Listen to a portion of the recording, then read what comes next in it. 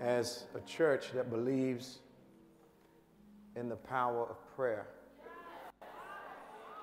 specifically the power of intercession. It has never been more evident to me that we have to pray for our nation. We have to pray for our nation.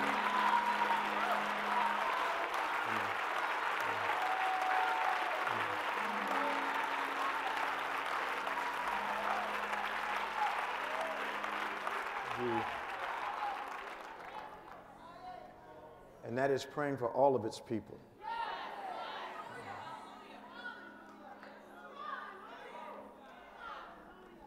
The condition of our inner cities, as well as the condition of those in authority, should be forefront in our prayers. Both parties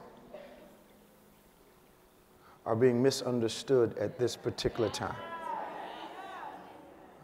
Those in law enforcement are doing things most people don't understand. Those inhabitants of these cities are doing things that most people just don't understand. One of the reasons that it is primary for an individual to get a kingdom mindset is because knowing God should change your behavior. There's no way. Should change. Not only change your conduct, but change how you react to things. When we understand that behavior is an interpretation of environment, we begin to understand why the police are doing what they're doing and the people are reacting the way they're reacting. When you understand that behavior is an interpretation of your surroundings. So right now, I believe that police are conducting themselves in such a way, and part of the reason that we know more about it now is because of the saturation of news, the proliferation of social networking has made things appear more common than they are. As a young man that had to go to separate bathrooms, drink out of separate fountains, sit at separate counters, what's clear to me and what should be offensive to all United States citizens is that we're still having the same conversation. That 60 years later, we're still talking about injustice when we are supposed to be the leaders of the free world.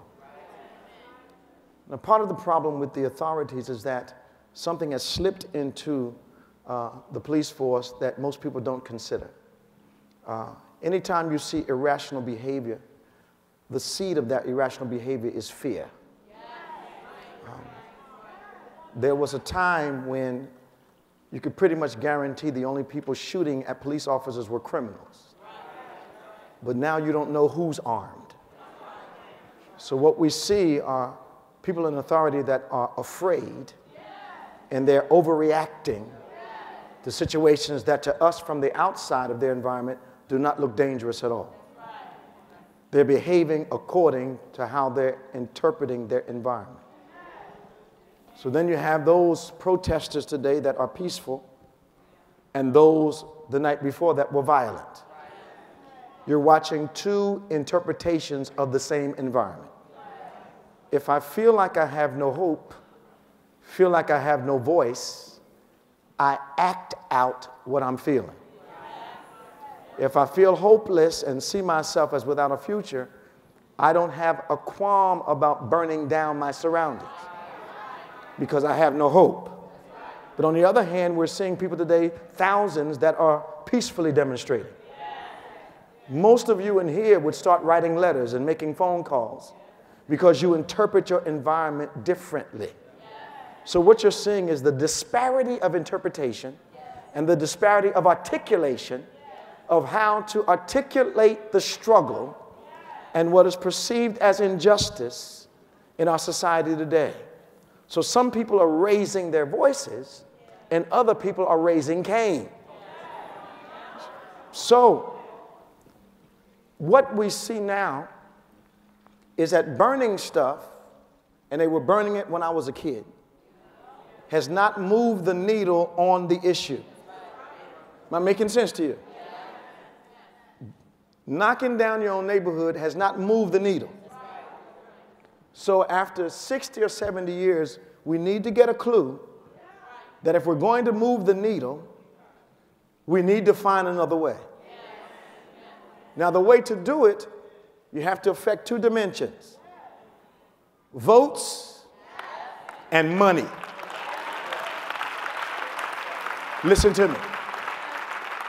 They'll let you scream all day as long as you don't vote and as long as you don't gather your resources to make a difference.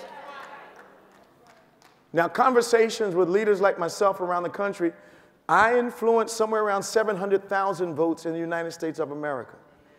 There are other minority pastors and white pastors, black pastors, Hispanic pastors. They realize how many votes they influence. Now, the last few presidential elections have been decided on less than 1.5 million votes. Less than 1.5 million votes. So there are those of us that influence by ourselves half of that number. So if a couple dozen of us get together, and this is what is happening, this is what is being asked of the nation, is that there needs to be a unification of individuals who know how to articulate the struggle in non-destructive ways so we can move votes, influence elections, and bring resources to the table. Because here's the deal. People will let you scream for 3 or 4 days because screaming doesn't change anything. So if we're going to move the needle, it's got to be through votes, has to be through resources. We don't affect elections and hold people accountable. This 60-year-old conversation will continue. We should not be a nation voting on whether women should vote or not. We should not be a nation voting on whether minority people should vote or not. The Kool-Aid that we've drunk is this. Mrs. Clinton will probably be president. Watch this. Watch this. Because Mrs. Clinton gets to the White House does not mean all women will have their rights. So you cannot measure a group by the success of one individual.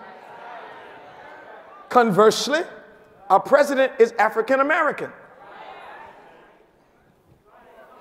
It does not mean that all minority people are going to get equal rights. So a gender and an ethnicity are not elevated by the success of a few individuals. So it is important that we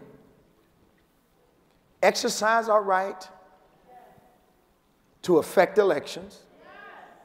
And it's important that we nationally start pulling together resources to make sure that this kind of conversation doesn't keep happening for another 60 years.